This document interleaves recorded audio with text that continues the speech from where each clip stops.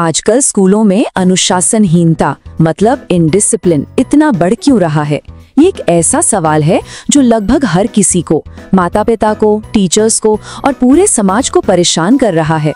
तो आज हम इसी गंभीर समस्या की तह तक जाएंगे और ये समझने की कोशिश करेंगे कि आखिर समाज से लेकर खुद स्कूलों के अंदर तक क्या गलत हो रहा है। देखिए, ये बात एक बहुत ही चौंकाने वाले बयान से शुरू होती है कि छात्रों में अनुशासनहीनता इस हद तक बढ़ गई है कि इससे एक तरह का आतंक, एक डर का माहौल फैल गया है। ये सिर्फ क्लासरूम में होने वाली आम शरारतें नहीं हैं। ये एक ऐसा डर है जो हमारे देश के, हमारे समाज के भविष्य पर ही एक बहुत बड़ा सवालिया निशान लगा रहा है। और हमें ये समझना होगा कि ये कुछ थोड़े से छात्रों के बुरे बर्ताव का मामला नहीं है। नहीं, ये एक बहुत गहरी और उलझी हुई समस्या है, एक संकट है। और इसे समझने के लिए हमें इसकी अलग अलग परतों को एक एक करके खोल कर देखना होगा। तो चलिए सबसे पहले स्कूल की चार दीवारी के बाहर नजर डालते हैं। देखते हैं कि हमारे समाज और हमारे सिस्टम में ऐसी कौन सी वजह हैं जो इस समस्या को और हवा दे रही हैं। हमारी शिक्षा व्यवस्था में जो खामियां हैं, देश में आर्थिक तंगी का जो माहौल है, राजनीति का जो असर है, समाज के अपने गिरते हुए मूल्य और घर का खराब माहौल, ये सारी चीजें बाहर से छात्रों पर जबरदस्त असर डाल रही हैं। पहली और शायद सबसे बड़ी वजह हमारी अपनी एजुकेशन सिस्टम में ही है। ये सिस्टम किताबी ज्ञान पर, थ्योरी पर बहुत ज्यादा जोर देता है, लेकिन असल दुनिया की चुनौतियों के लिए छात्रों को तैयार ही नहीं करता। तो जब पढ़ाई और असल जिंदगी में इतना बड़ा गैप होता है तो छात्रों में फ्रस्ट्रेशन और निराशा पैदा होती है। फिर आती है आर्थिक तंगी। देश की आर्थिक मुश्किलों का असर सीधा स्कूलों तक पहुंचता है। एक तरफ तो स्कूलों में अच्छी सुविधाओं और सामान की कमी होती है और दूसरी तरफ अलग अलग आर्थिक बैकग्राउंड से आने वाले छात्रों के बीच एक तनाव का माहौल भी बन जाता है। एक और बाहरी वजह है राजनीति। अक्सर ये देखा गया है कि राजनीतिक पार्टियां अपने फायदे के लिए छात्रों का इस्तेमाल करती हैं, उन्हें धरनों में, प्रचार में शामिल कर लेती हैं। इससे कैंपस का पूरा माहौल बिगड़ता है और छात्रों के बीच दुश्मनी पैदा होती है। आखिर में छात्र भी तो इसी समाज का हिस्सा हैं, है ना?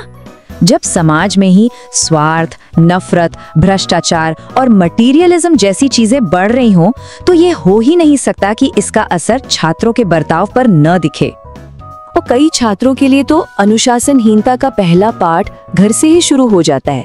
अगर घर का माहौल ही खराब हो, जहां बड़े लोग खुद गलत मिसाल पेश कर रहे हों, तो वहां बच्चे अनुशासन का मतलब कभी सीख ही नहीं पाते। तो ये तो हो गई बाहरी वजहें। अब जरा स्कूल के अंदर चलकर देखते हैं, आखिर स्कूल के भीतर ऐसी कौन सी कमियां हैं जो इस आग में घी डालने का काम कर रही हैं। टीचर्स में लीडरशिप की कमी से लेकर छात्रों की भावनाओं को नजरअंदाज करने तक, स्कूल के अंदर भी कई ऐसी समस्याएं हैं जिन्हें हमें अब करीब से देखना होगा। एक बहुत बड़ी समस्या है टीचर्स की बदलती भूमिका। कई टीचर्स ने वो एक आदर्श वाली जगह खो दी है। उनका ध्यान अब प्राइवेट ट्यूशन जैसे निजी फायदे पर ज्यादा रहता है। इससे अनुशासन सिखाने की उनकी जो ताकत है वो कमजोर हो जाती है। जरा इस नंबर के बारे में सोचिए, 70 से 80, एक क्लास में इतने सारे छात्र। ऐसी हालत में किसी एक टीचर के लिए ये लगभग नामुमकिन हो जाता है कि वो हर एक बच्चे पर ध्यान दे पाए। और यही वजह है कि इतनी भरी हुई क्लासरूम में टीचर और छात्र के बीच एक पर्सनल रिश्ता बन ही नहीं पाता। और जब वो रिश्ता ही नहीं है तो फिर सही मार्गदर्शन और अनुशासन की उम्मीद कैसे की जा सकती है? देखिए, किशोरावस्था में बच्चों में बहुत एनर्जी होती है। अगर स्कूल उन्हें खेल कूद या दूसरी एक्टिविटीज के जरिए उस एनर्जी को सही दिशा में लगाने का मौका नहीं देते, तो वही एनर्जी गलत और तोड़फोड़ वाले कामों की तरफ मुड़ जाती है। एक और बहुत जरूरी बात, अक्सर स्कूल मैनेजमेंट छात्रों की छोटी छोटी समस्याओं को, जैसे फीस बढ़ना या हॉस्टल की दिक्कतें, इनको नजरअंदाज कर देता है। फिर यही छोटी छोटी समस्याएं अंदर ही अंदर सुलगती रहती हैं और एक दिन बड़े बवाल के रूप में फट पड़ती हैं। जब छात्रों को ये बताने वाला कोई नहीं होता कि उन्हें कौन से सब्जेक्ट्स लेने चाहिए या आगे चलकर कौन सा करियर चुनना है, तो वे एकदम खोया हुआ, दिशाहीन महसूस करते हैं और ऐसे में उनके भटकने और अनुशासनहीन होने का खतरा बढ़ जाता है। और आखिरी आंतरिक कारण है किशोरों की साइकोलॉजी को समझने में नाकामी।